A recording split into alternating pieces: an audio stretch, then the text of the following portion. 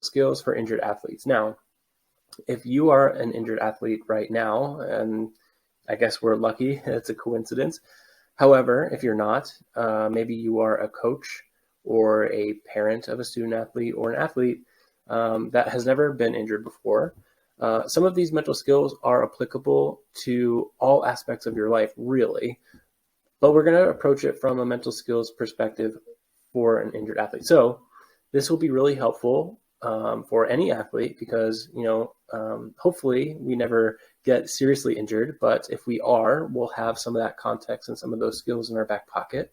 If we're a coach, chances are at one point we're going to have an injury on our team for an athlete, and having some of those skills and understanding of what's going on psychologically can be really helpful from a coaching perspective.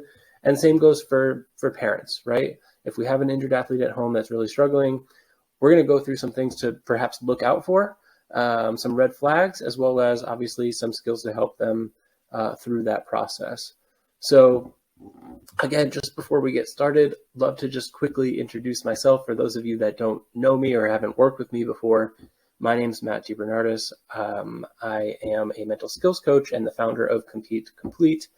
And I put this little coaching company together because I was really focused on providing athletes with more accessible mental skills training. There's a saying that, the advice that you give to other people is often what you need to hear the most. And I think I took that a little bit further and created a whole career out of it. As an athlete growing up myself, a lot of the things that I've learned from the field of sports psychology, I wish I had growing up. And so with that in mind, I wanted to give as much knowledge and information and coaching as I could for our youth athletes, high school athletes, and college athletes across the country. So a little bit of my background. So I have a graduate degree in sport and performance psychology from John F. Kennedy University, a bachelor's degree in psychology.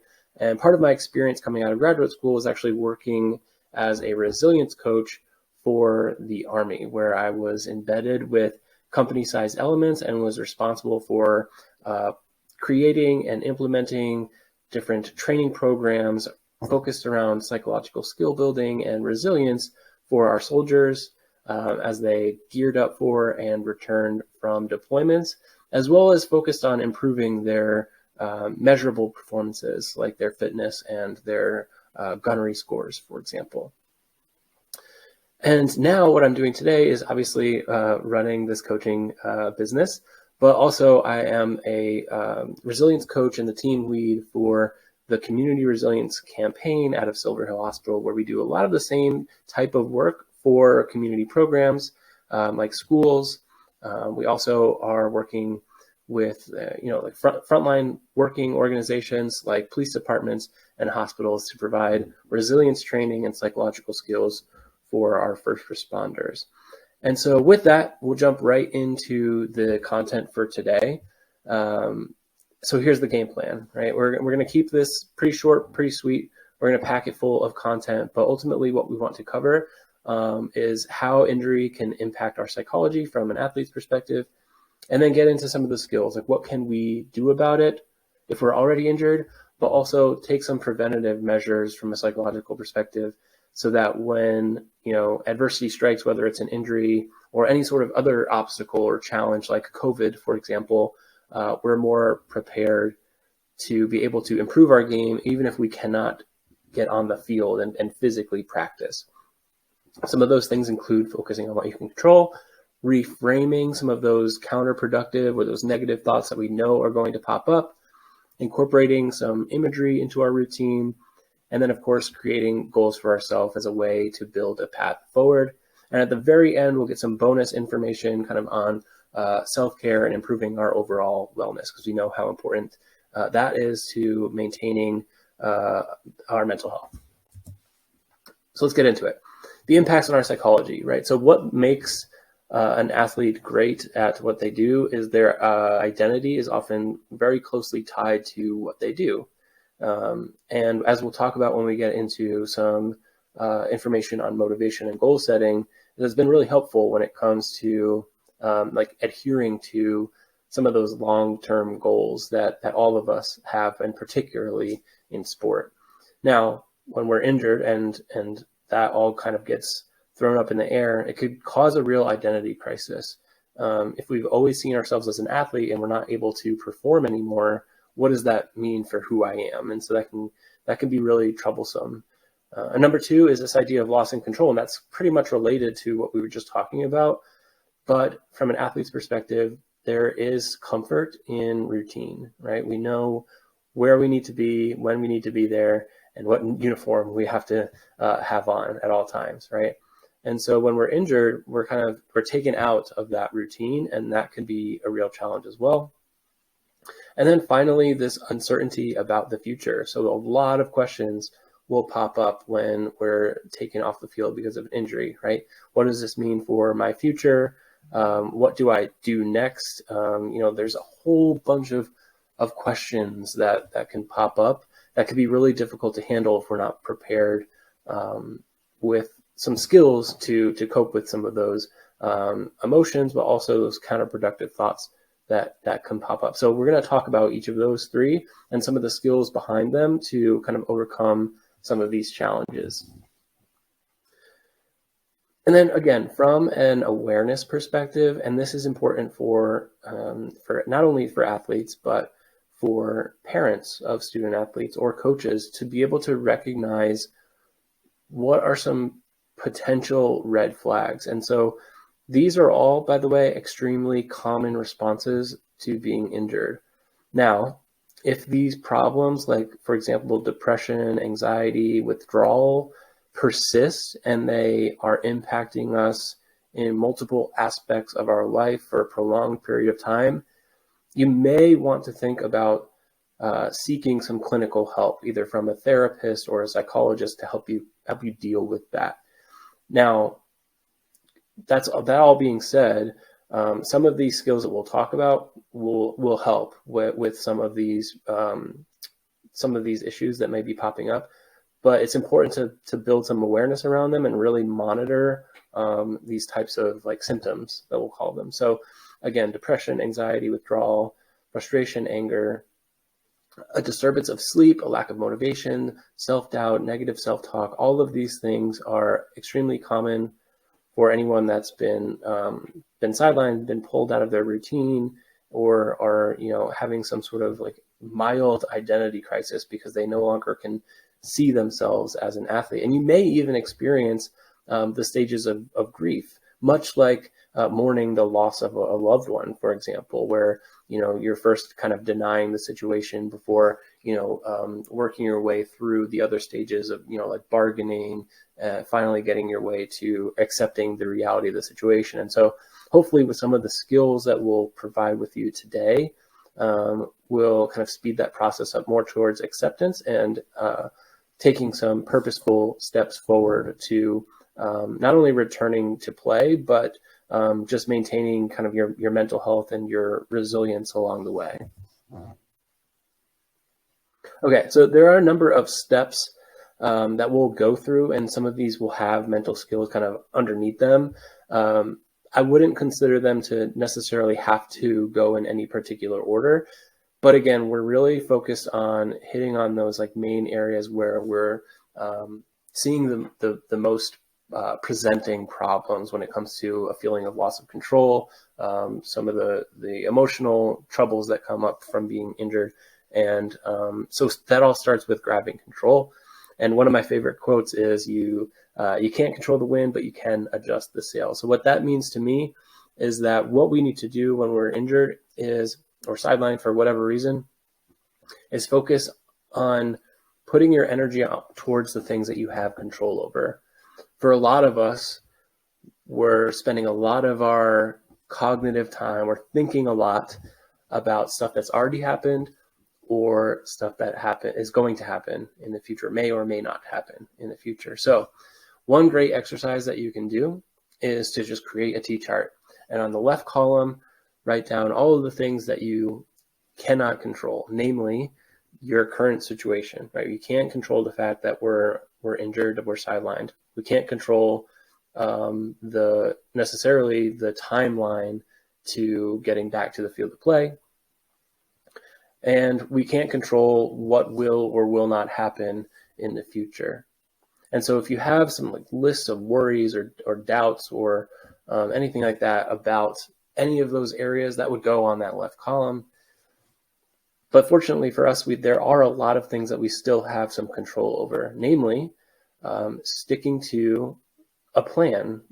And we'll get to that in a little while, but typically when you're injured or sidelined, you're going to have some sort of goals or things to track in terms of your improvement and recovery from either like a physical therapist or your doctor, for example. They'll give you a list of things that you can or cannot do and some goals to potentially reach. And then so your daily exercises are within your control. What else is in your control are your own thought process, your emotions. Some of the feelings that you're experiencing are within your control if we can kind of wrap our head around like what we're thinking in the heat of the moment. And also just our efforts towards reaching those goals, our attitude that we bring every day.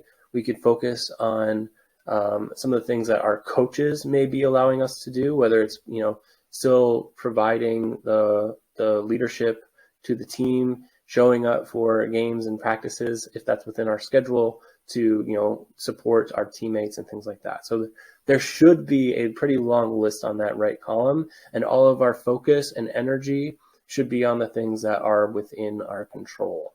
And so that's a great place to start, particularly from the early stages when we're struggling to really accept the fact that there's nothing that we could do about the fact that we're injured and taken away from our team. Number 2 is this idea of reframing your thoughts. So this goes along the lines of what we were just talking about where it comes to grabbing control. We do have control over what we're thinking. And although we can't control the circumstance, like the waves in the ocean and the tide in the ocean, we can adjust the sails. And so famous coach Lou Holtz from Notre Dame said, life is 10% what happens to you and 90% how you respond. And so your thought process is a choice. And we'll talk a little bit and show you an example about how we can reframe some of those counterproductive thoughts that we know are going to pop up, and being prepared to fight against them and knock them out in real time is a really important skill for any athlete, for any performer, but in particular for athletes that are injured, because we know that there's a slew of different types of thoughts that will pop up that you may have never really experienced before. And so here's an example. And this skill, by the way, is called cognitive reframing, which just means changing our thoughts from one way of thinking about a situation to a different way of thinking about a situation. And the way that our thoughts, emotions, and behaviors are all intertwined means that when we're thinking in a particular way, it's going to drive a certain reaction. So, for example, if I think, if one of my thoughts is on this left side here, I'm not going to return to the athlete I was before I got injured. Think about the emotion that may drive. A feeling of sadness, depression, maybe some experiences of withdrawing from the team, withdrawing from your routine. All of those things are not helpful in the situation, right? So I hesitate to call this, I'm doing air quotes here, a negative thought, because we know that like negative thoughts can sometimes drive positive responses. We want to say it's a counterproductive thought in the sense that this particular thought is going to drive emotions and behaviors that are not going to be helpful for the situation. We want to choose to reframe the way that we're seeing this. So an example of how we could do this is, I'll return to play when I'm ready. In the meantime, I'll focus all my energy on improving what I can. Now, we would consider this a productive thought because it's going to drive some emotions and some behaviors that are more productive, that will get us to a solution that will help us be more prepared for the challenges that we're facing. And so there's another great skill for your back pocket here. And again, it could be as simple as creating a T-chart on a piece of paper. And whenever you notice a counterproductive thought pop up, write it down. And then on the right column, come up with a way to reframe this to be more productive. Like, how can I change the way that I'm thinking about this so that it will drive some of that positive emotion or emotions that are going to help me get through this particular challenge. And so this is, again, another skill that that injured athletes are really going to want to have practice with, but really is applicable to kind of all athletes, whether you are having some self-doubt or maybe a situation arose that you weren't expecting, which created some thoughts that are dragging you down or making you less motivated, things like that. Sometimes it is as simple as reframing and trying to see the situation from a different perspective.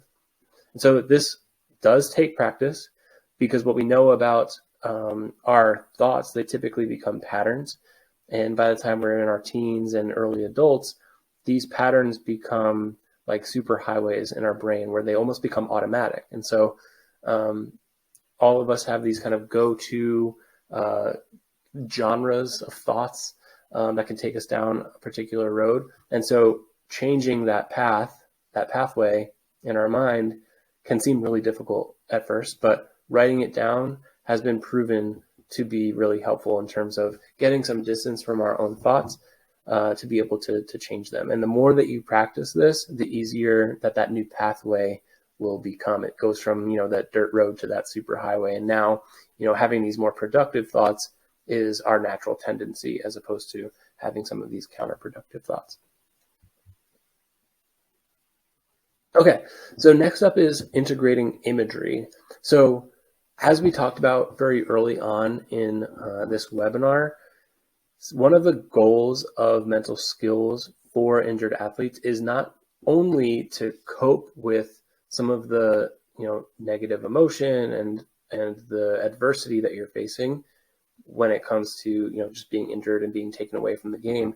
It's also about, hey, how can we actually improve in our game while we don't have the ability to practice physically.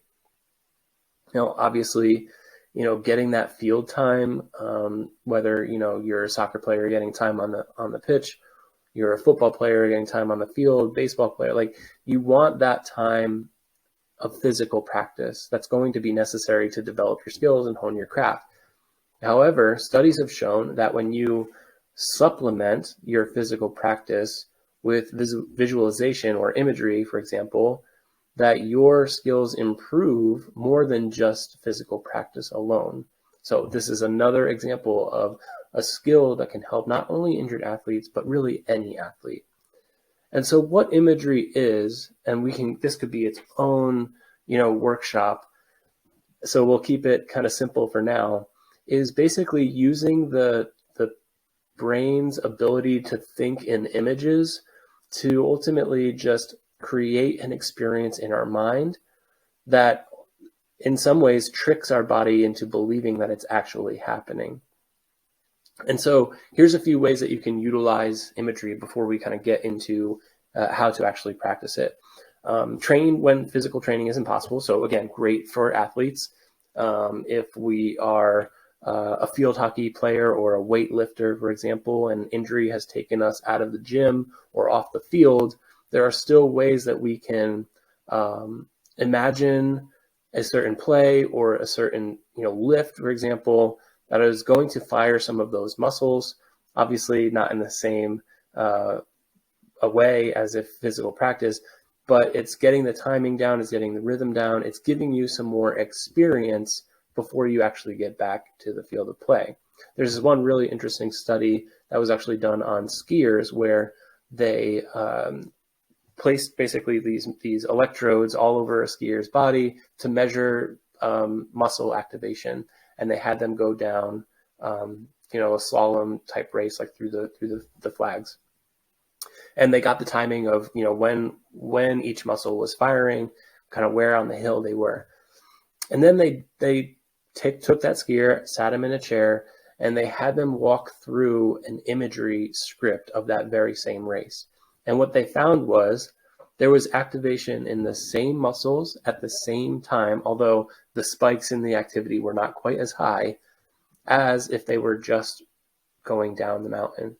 So what this shows us is that when we visualize an experience and we make it as realistic as possible, we're ultimately just fooling our body into believing that it's actually happening, which is great for developing your skills, honing your craft, and getting your timing down.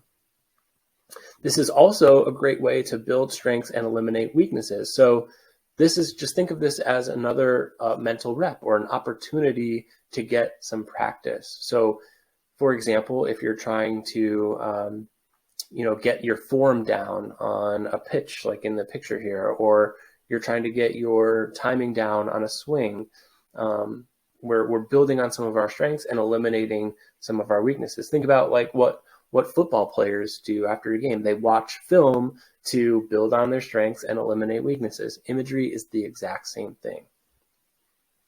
Scenario planning. So again, with my work in the military, scenario planning was huge. We had these things called sandbox tables where they would pre-plan their operation literally in a sandbox, where we would move X, Y, and Z pieces here, here, and here, and this is the scenario that plays out. Okay, if we make this move, how will our opponents respond?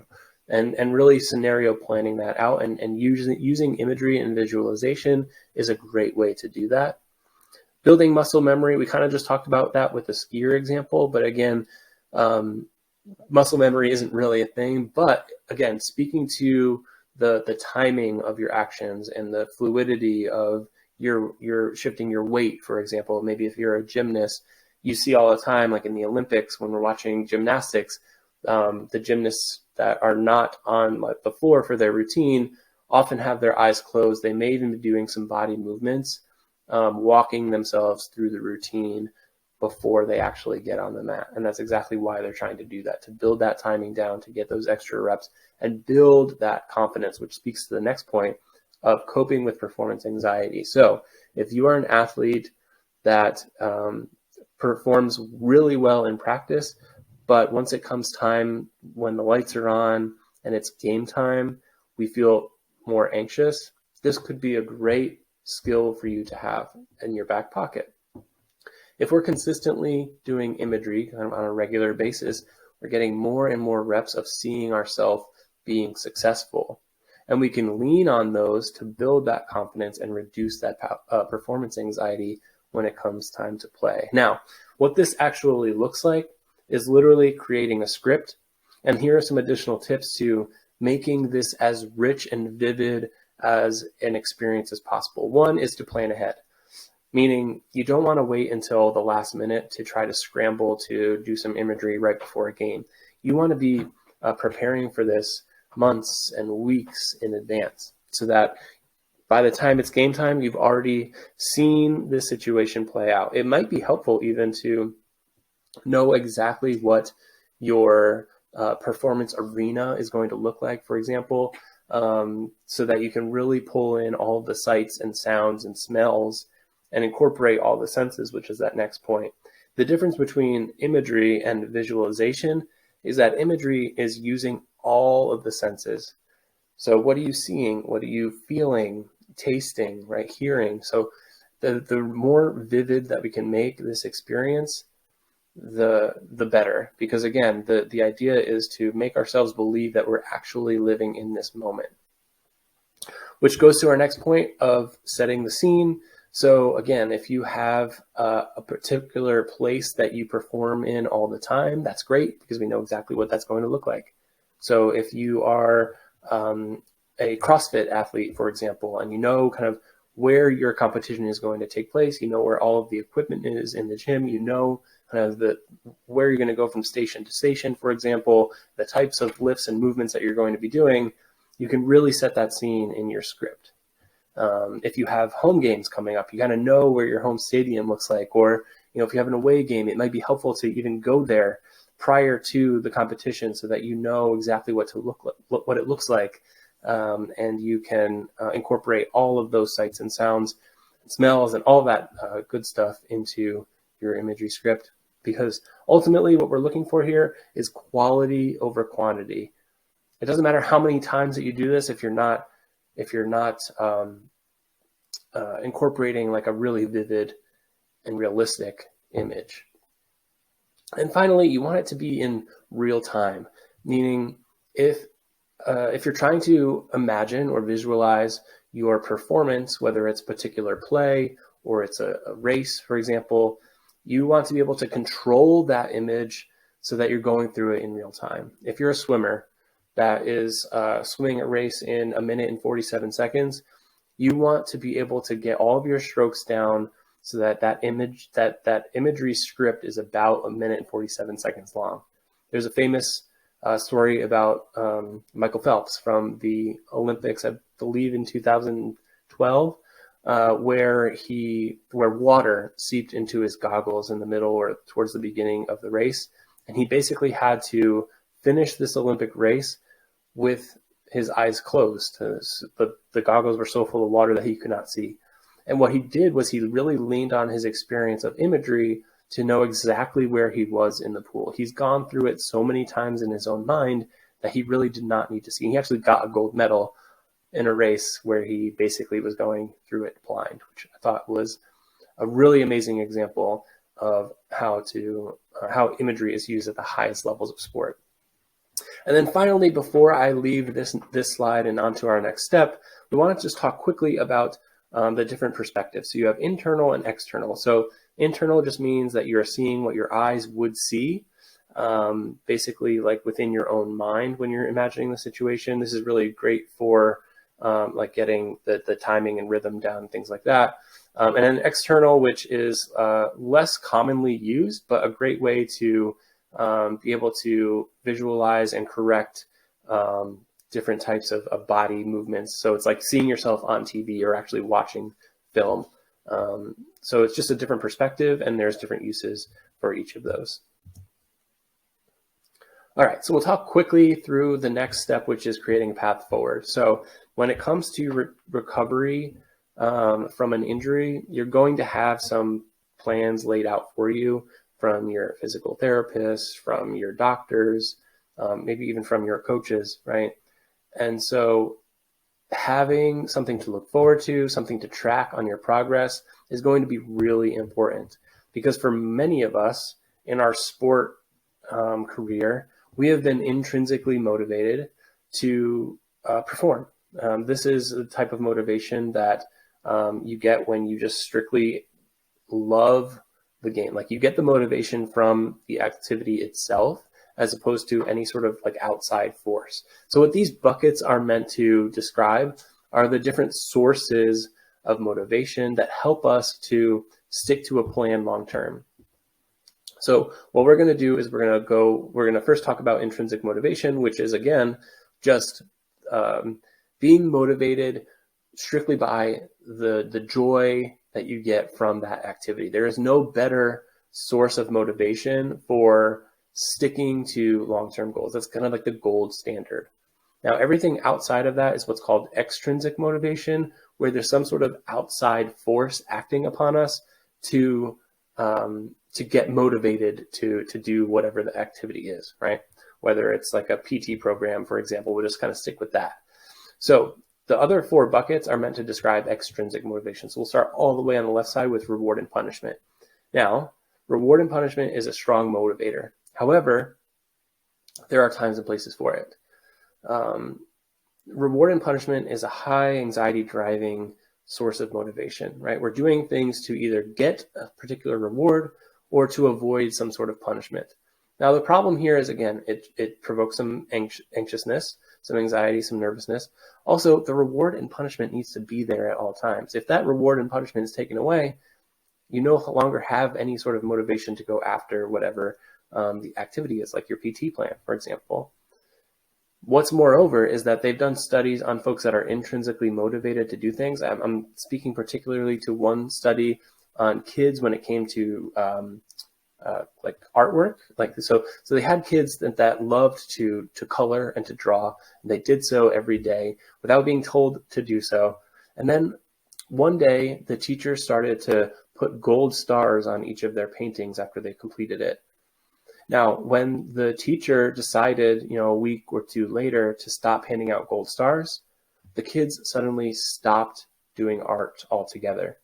So something that they were intrinsically motivated to do eventually became something that they were not motivated to do at all, because their source of motivation changed from this joy of doing art to simply getting the gold star. And once that was removed, the exercise or the activity completely stopped. So I would highly recommend that if you are intrinsically motivated to do something, to not try to introduce any sort of reward or punishment.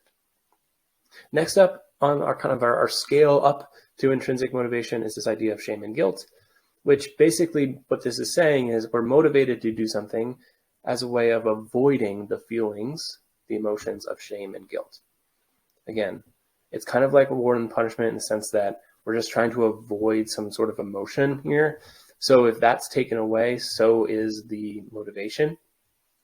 Not only that, think about the level of anxiety that drives, right? From just trying to avoid a negative feeling, and that's why we're doing something. It's going to lose its luster over time, kind of like rewards and punishments. Like you kind of have to constantly up the ante to wave that carrot in front of someone to get them to do the exercise, to do the activity. So it's not going to work long term. Next up is valuing the behavior. So what this means is I'm not necessarily motivated to do the PT, for example, but I value the outcome of doing PT, right? So the outcome is like having a stronger body, having a healthy body, maybe getting back to the field of play. So if I value the outcomes of the behavior, I'll be more motivated to do the behavior. Next up is identity. So this one is very closely tied to intrinsic motivation, except it's not quite there. And this is also why, what we talked about earlier, why athletes sometimes struggle with being injured, is because their identity is so closely tied to being an athlete. And for them, being an athlete means being active, being on the field of play. Now, if we can change kind of that idea in our own minds about how we can identify as an injured athlete, when this is what injured athletes do, is they stick to their PT plan, we're going to be more motivated. So kind of taking that on as our new identity will help us to stick to our PT plan. So the next thing that we want to do from there is to create a path forward by creating goals. And one of the best ways that we can put our goals together is using the SMART method.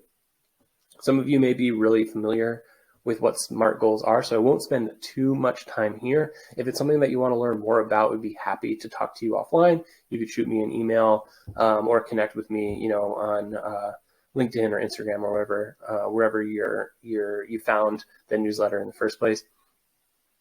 SMART goals stands for specific, measurable, action-focused, realistic, and time-bound. So what this means is how we craft our goals is really important. So specific, meaning I don't want to go like too broad with my goal. I really want to be focused on what exactly I want to achieve. Measurable, and this is going to be great for injured athletes, because typically we'll be given some measurable goals that we need to be focused on when it comes to our recovery. This gives us a way to track our progress, to maybe alter our timeline a bit if we're not quite reaching, maybe our goal is too difficult in whatever given timeline, or maybe we're well ahead of schedule and need to kind of push our goal a little bit, make it a little bit more difficult. Action focus. So you want to be focused on creating goals that give you a sense of direction in terms of what you want to go after, as opposed to what you want to avoid. So I might say, if I'm trying to be like more healthy, and a goal of mine is to, complete a 10K by a certain time of the year, maybe like September, for example, I want to tell myself that, hey, I need to achieve a certain number of miles a week, as opposed to, hey, I don't want to spend 3 hours, like don't watch more than 2 hours of TV, right? Like give me something to go after as opposed to something to avoid. That's what action focus means. Realistic, obviously this is kind of up to you, maybe up to some other smart people, right? So some doctors that tell you like, hey, what's realistic for my progress and things like that. And this could be different for everyone. So I encourage you to be smart about this and to really think about like what is achievable. We want it to be a little bit of a push, but not so difficult or not so easy that we're going to accomplish it in no time, and not so difficult that we're going to get completely burnt out trying to achieve this goal. And then finally, time bound. So having that end date in mind is really important especially for procrastinators. I've been guilty of this before. So having that time on the calendar of when you want to achieve this. Again, we want to be somewhat flexible here when it comes to injury recovery. It's more important about getting healthy than it is to getting back on the field. So just remember that. And then lastly, before I leave you for this workshop, I did want to give you some, like I said, some bonus material here, some self-care exercises. Now, self-care is extremely important for everyone to be able to recharge our battery. Self-care is really any exercise or activity that is meant to like refuel you. Then this could look different for everyone. For some folks, it's being around people, doing some sort of activity. For others, it's recharging alone and maybe spending time with nature or with reading or something like that. So it's important to know like what really does work for you when it comes to being able to recharge and being purposeful about maintaining time in your schedule to do this. Because when we do that, we see extraordinary both physical and mental health benefits. So we see things like improved sleep, better relationships, lower blood pressure, lower feelings of depression and anxiety, higher ratings of joy, happiness, and life satisfaction. So this is really about taking care of yourself first. And we all sometimes have these mental hoops that we try to jump through in order to, not take the time for our self-care. But I'll leave you with this one story that I thought was really important when it comes to self-care. So it's about these two loggers who, work out in the forest, and their job is to, cut down trees to clear the forest. Now, one logger works all day, every day, 8 hours a day, just working away, cutting down trees. Another logger has a different approach. He actually takes that 1 hour break for his lunch. He goes home, goes off, and then comes back, that hour later. And what logger number one noticed is that, hey, I haven't been taking this hour-long break, but at the end of the day, we still have the same amount of trees cut down. What are you doing during that 1 hour that you're out of the forest? And the logger says to him, well, I've been going home and sharpening my blade. And so what that speaks to me is the importance of being able to take care of ourselves, because from a performance perspective, it's not only going to be good for our mental health, but also can improve our output at the end of the day. So consider things like journaling, like yoga, meditation, cooking, some other activities like listening to music or fishing. Any of your favorite hobbies are typically ones that are rejuvenating and will go a long way to improving your performance overall, but also your mindset as you're recovering from your injury. So with that, I wanted to just quickly review. Again, injury can affect us in a ton of different ways. Many of them are not abnormal, right? You're going to experience things like depression, and some anxiety, some counterproductive thoughts that you may not have had before. Because again, that identity crisis, that lack of control can potentially be all new experiences for you. So what do we do about it? We focus on things that we can control. We work to reframe and fight against those counterproductive thoughts. We can utilize imagery as a way to gain some practice when we're taken away from the field, but also boost our confidence and help us when it comes back to getting to the field of play. And we're setting goals to track our progress along the way and maintain that motivation through not only intrinsic motivation, but rearranging our own identity of how we see ourselves as an athlete. So with that, thank you very much again for taking the time. If you've reached this end of the video, feel free to screenshot this completion page. And what I would really love is for you to connect with me via email. So if you enjoyed this course, please let me know. And in addition, it would be really helpful to learn more from my community, from you all, what you want to learn more about. Now, there's a whole slew of things that we can talk about, and I plan to introduce a bunch of mental skills, like I said. But what's really important to me is giving you the information that you want and you need. So please let me know via email, again, what would you like to learn more about? And we'd be happy to do some more workshops and webinars like this. And we could even do some things live as well. We'd be happy to really get our community together to learn from one another and share what's working. So thank you all so much. And we hope to see you next month. Take care.